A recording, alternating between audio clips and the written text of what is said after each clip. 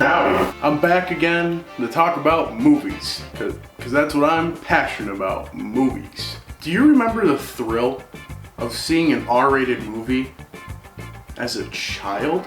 I remember watching The Hangover when I was about 11, thinking it was the funniest thing ever. I thought it was cool because I wasn't supposed to see it. It was something that was labeled as restricted and not for children to view. As I've gotten older, I've realized how shitty the rating system is. I've learned about how the MPAA is just really terribly run. And today, I'll be talking about how the MPAA is fucking trash.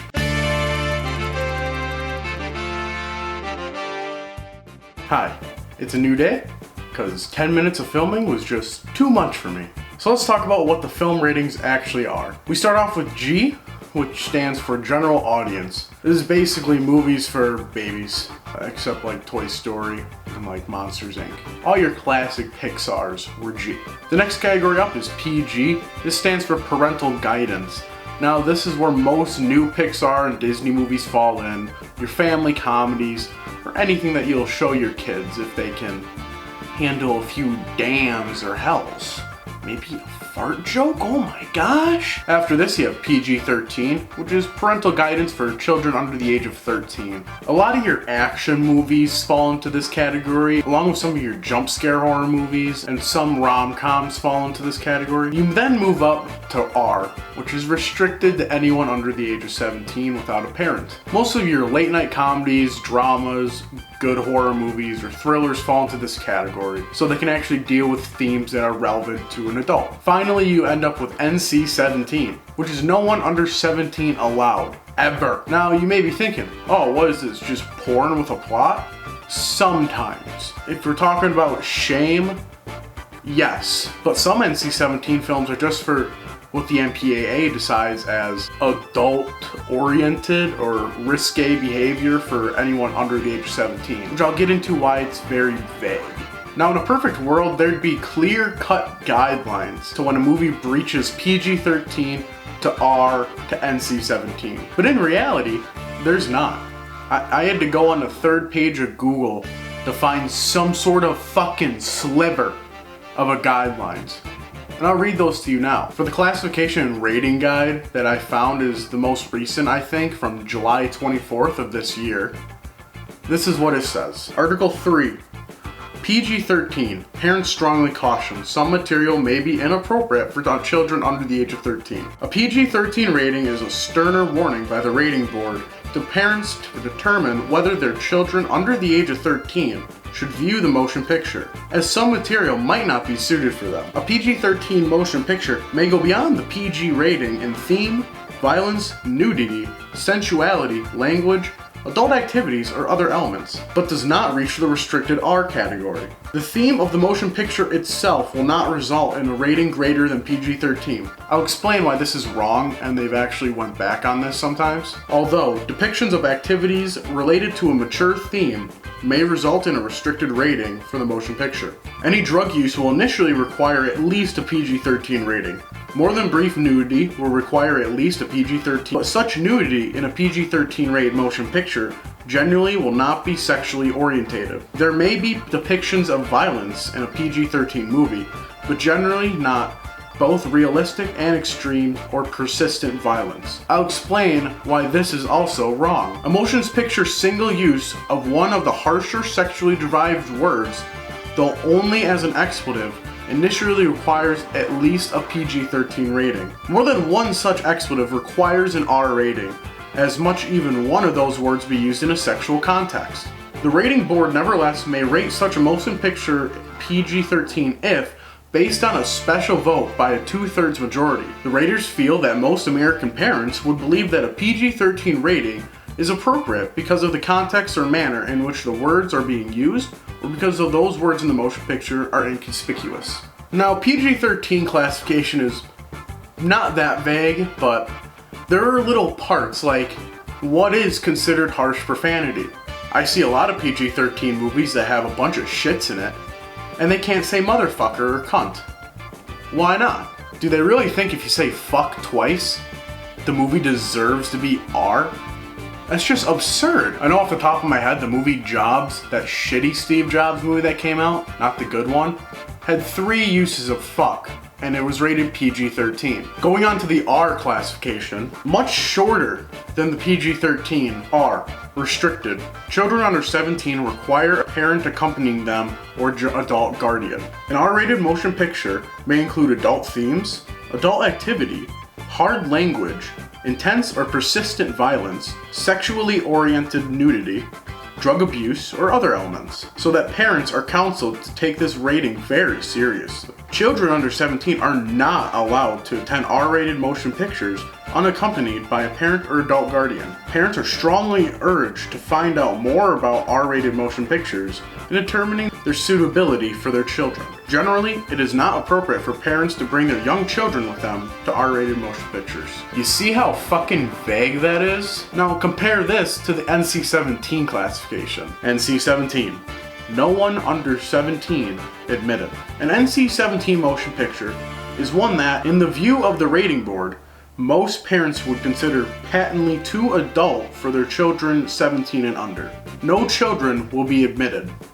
NC-17 does not mean obscene or pornographic in the common or legal meaning of the sense of those words, and should not be construed as a negative judgment in any sense. The rating simply signals that the content is appropriate only for an adult audience. An NC-17 rating can be based on violence, sex, abbreviational behavior, drug abuse, or any other element that most parents would consider too strong and therefore off limits for viewing by their children. I hope you can kind of see where I'm coming from right now, because in the classification of the PG-13 rating, they specifically said they saw one use of explicit language with no sexual context. You get between the R and the NC-17 rating, and there's really no bridge gapping them. What's considered adult content? What's considered adult themes? Taxi Driver has underage prostitutes in it. That was rated R. But Orgasmo, a movie that's just about a Mormon doing porn, is NC-17, even though there's no nudity in it. What's the fucking difference? To back up these claims, I want to talk about 3 different movies, 2 rated R and 1 rated PG-13. The PG-13 film I want to talk about is The Dark Knight. Now don't get me wrong, The Dark Knight is a fucking fantastic film. Amazing in every sense of a Batman movie. But it's pretty violent. And according to their rules, they said that violence cannot be realistic or persistent. The violence in The Dark Knight is pretty damn realistic, and if you don't believe me, just take a look at some of these scenes.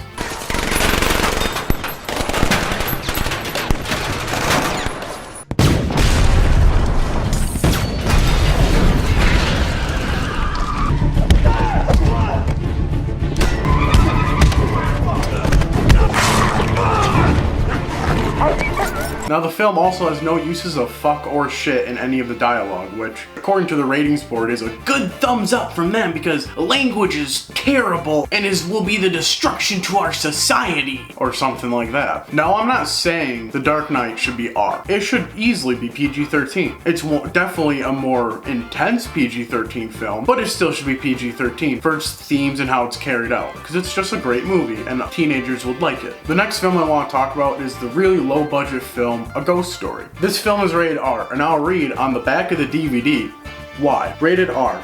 Brief language and a disturbing image. Let's look at what's on the back of The Dark Knight. PG-13. Intense sequences of violence, some menacing. Now, what I read off The Ghost Story, that should be a PG-13 film. There is one, let me count them, one use of fuck in the whole film. But since the word was used in sexual context, that means an automatic R rating for a movie that really shouldn't be R. Now, I'm not saying A Ghost Story is for kids. It is slow, hypnotic, and not for kids because they get bored. But it shouldn't be R. The last one I want to talk about is actually directly made for teenagers. 8th grade.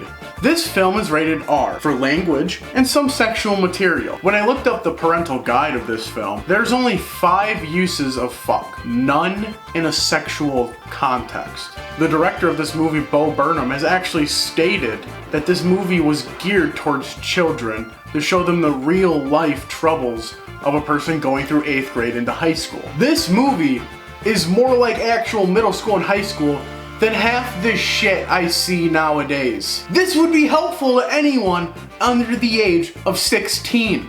Now, the director Bo Burnham actually did show his film as an unrated version in some theaters, which is the same as the regular cut, but just not put through the MPAA. Another example of a movie geared towards teenagers that was rated R was Bully. This is a documentary that follows a few kids throughout their school day, a lot of them being bullied. Now, this film does have harsh language and derogatory terms that are directed towards these kids. The MPAA said, "Oh, this is stupid. We gotta give this an R. There's too many fucks in here." Which, when you have an R rating, you have to go with a parent, and a lot of teenagers don't want to see movies with their parents. Now, the studio did get an appeal for a PG-13 rating after taking out almost half of fucks. Does one word really damage a person so much that they're that offended by it? I'll get all the boomers out of here now. Fuck, fuck, fuck, fuck, fuck, cunt, fuck. Did they leave?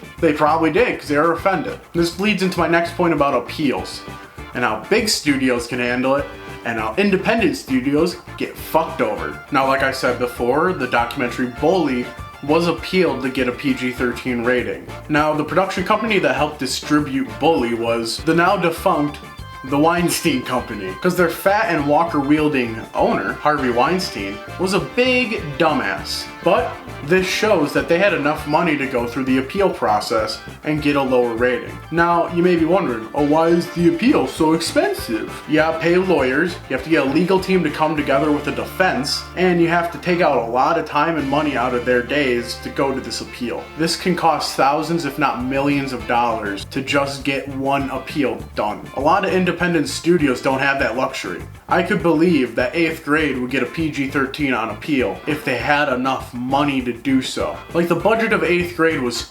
$2 million. Compare that to The Dark Knight, which had a budget of $185 million. They easily could have appealed if they had to. 8th Grade could not.